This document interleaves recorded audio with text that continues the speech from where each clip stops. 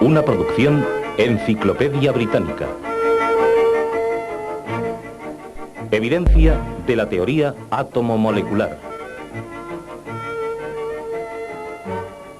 ¿Qué hace que brille el Sol? ¿Por qué traza la Luna su órbita alrededor de la Tierra? ¿Por qué se componen de agua los océanos? Tenemos respuestas para estas preguntas porque tenemos teorías que nos ayudan a aprender acerca de las cosas que nos parecen muy difíciles de entender. Una teoría muy importante de la ciencia se llama la teoría atómico-molecular. Esta teoría nos ayuda a entender la materia. Definimos la materia como algo que tiene peso y ocupa espacio. La teoría atómico-molecular puede, por ejemplo, explicar por qué se enciende un fósforo, por qué son compactos los sólidos, por qué fluyen los líquidos, por qué se esparcen los gases en todas direcciones. La teoría también explica que casi toda la materia está compuesta de diminutas partículas llamadas átomos y de grupos de átomos llamados moléculas. La teoría atómico-molecular es más que una simple teoría. En realidad, integra miles de teorías, cada una proporcionando alguna prueba para apoyar la teoría total. Utilizaremos una serie de demostraciones para presentar pruebas indirectas de tres partes importantes de la teoría atómico-molecular. La primera parte dice que las moléculas que componen casi toda la materia, además de ser muy pequeñas, se mueven muy rápidamente. La segunda dice que podemos predecir cómo se unirán los átomos para formar moléculas.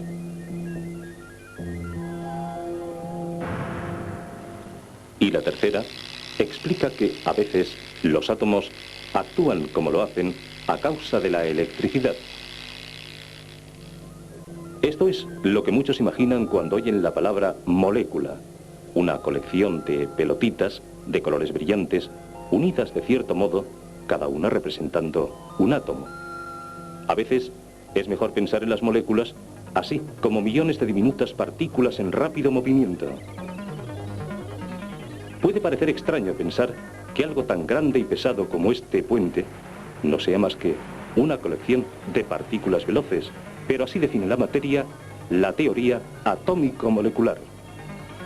Sabemos que las moléculas son tan pequeñas que aún las de mayor tamaño son casi invisibles a través de los microscopios más potentes del mundo. No podemos ver las moléculas que hay en el puente, pero podemos ver pruebas indirectas de que todo lo que nos rodea está compuesto de diminutas partículas veloces. Y esta máquina nos dará nuestra primera prueba. Esto es un pistón que puede moverse verticalmente. Debajo del pistón hay balines. Si encendemos este motor y hacemos que el pistón toque esta pieza que vibra, los balines saltarán. El continuo golpear de estos pequeñísimos balines sostiene arriba el pistón. Si ponemos una pesa sobre el pistón, este baja un poco, pero los balines siguen sosteniéndolo.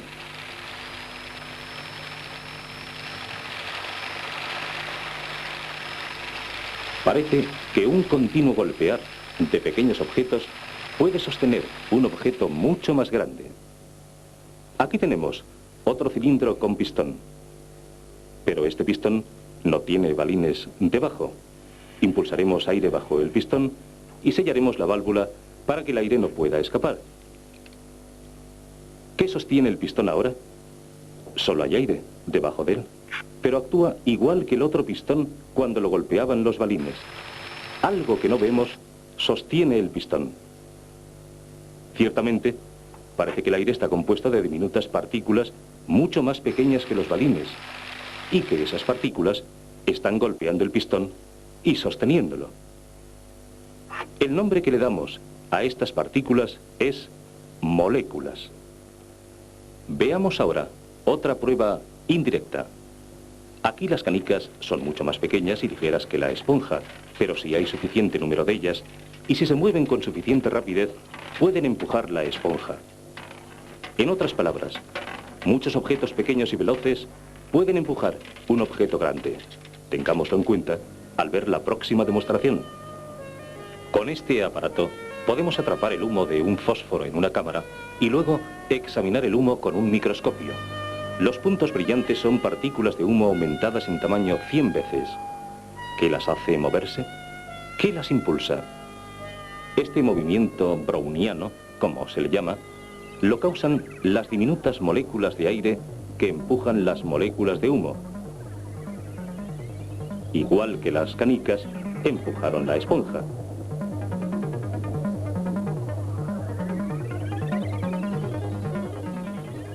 El movimiento de las partículas de humo constituye una prueba indirecta de que el aire está compuesto de moléculas. El aire es un gas. ¿Qué hacen los líquidos? El agua parece salir del grifo en un chorro continuo, pero la teoría atómico-molecular dice que toda la materia se compone de moléculas, así que debe ser posible hallar pruebas de la función de las moléculas en el agua. Esta sustancia química está compuesta de diminutos trozos de materia demasiado pequeños para verlos sin microscopio. Mezclando un poco de la sustancia química con agua y poniendo la mezcla sobre el portaobjetos del microscopio, podremos ver lo que ocurre dentro de la gota de agua.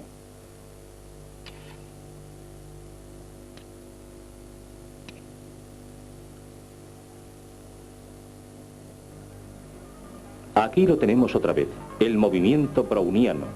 Algo empuja los trozos de la sustancia química. El agua también parece estar compuesta de moléculas. Y aquí empujan los trozos de la sustancia química, del mismo modo en que las moléculas de aire empujaban antes las partículas de humo. Con los cilindros y los dos ejemplos de movimiento browniano, hemos visto algunas pruebas de que la materia se compone de diminutas partículas veloces llamadas moléculas. Sigamos con nuestro segundo punto. Cuando miramos un edificio alto, sabemos que algo tan alto y tan complejo no surgió simplemente del pavimento, sin planificación. Antes de que pueda empezar la construcción, los planos tardan años en completarse. Los planos son los que determinan dónde se colocará cada puerta, ventana o viga. La molécula es tan compleja como cualquier edificio. Las moléculas están hechas de átomos y hay una especie de plano natural que determina cómo se unirán los átomos para formar una molécula. Esto es lo que queremos decir al hablar de que los átomos se unen en combinaciones constantes y predecibles. Veamos alguna prueba indirecta de esto. Este cristal, llamado calcita, es sólido y muy duro. Pero veamos algo extraño. Si lo golpeamos ligeramente con una cuchilla, se parte uniformemente. Para entender por qué esto es importante, veamos este modelo atómico de un cristal parecido. El modelo atómico es un modo de presentar la disposición de los átomos de este cristal. Cada una de las bolas representa un átomo y las varillas representan las fuerzas que mantienen los átomos unidos en grupos. ¿Por qué creemos que los átomos de este cristal están colocados así? Recordemos lo que pasó cuando partimos el cristal. Se partió a lo largo de filas rectas de átomos. Así. Si el cristal no estuviera compuesto de átomos, o si estos no estuvieran colocados en filas rectas, no sería tan fácil partir un metal tan duro. Parece existir alguna especie de plan o patrón que determina cómo se organizan los átomos del cristal.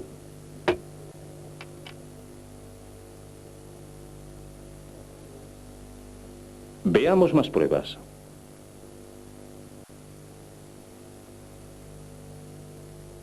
Estas puntas de lanza de pedernal fueron hechas por los hombres hace miles de años.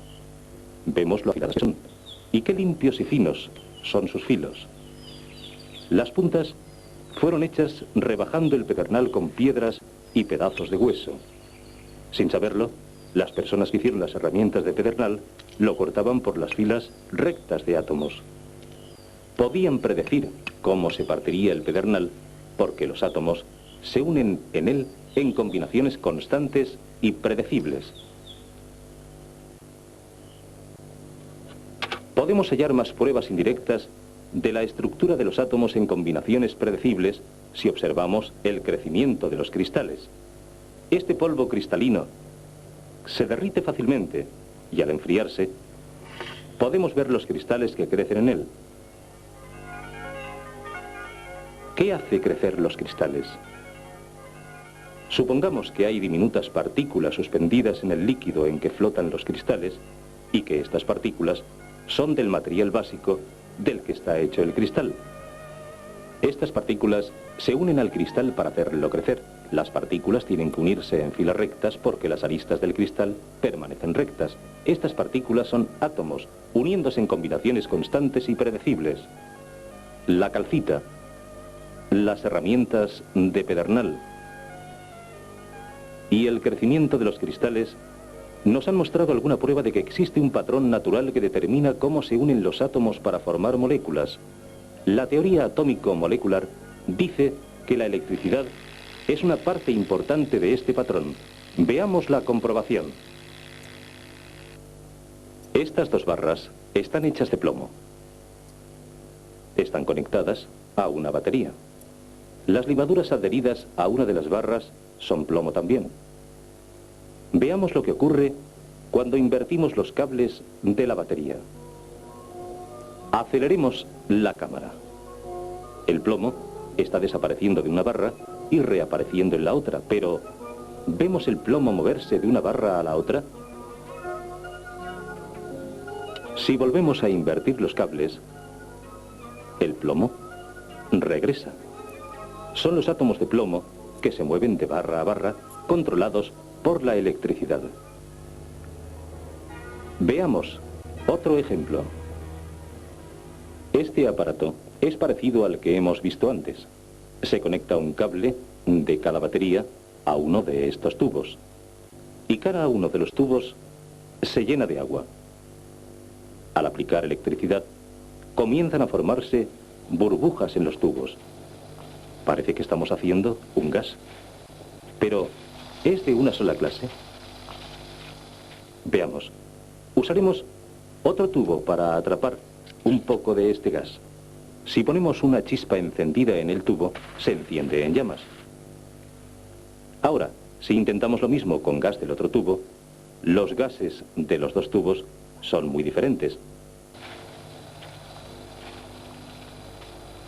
Otros experimentos nos mostrarían que el gas de este tubo es oxígeno y el del otro es hidrógeno. La electricidad de las baterías hace que los átomos de oxígeno y de hidrógeno se liberen del agua en sus formas puras. Esto constituye una buena prueba de que la electricidad juega un importante papel en la dirección de la conducta de los átomos. La electricidad es sin duda una parte importante de la pauta para formar moléculas. La teoría atómico-molecular ha resistido la prueba del tiempo porque explica de una manera sencilla y directa muchas cosas que observamos. Solo hemos visto pruebas de una pequeñísima parte de la teoría y sin duda, más adelante, necesitaremos nuevas pruebas de este campo, porque la teoría crece y cambia según la utilizamos. Vamos demostrando o descartando partes de ella, o la enriquecemos en nuestra búsqueda de una mayor y más exacta comprensión de la estructura de todas las cosas del universo.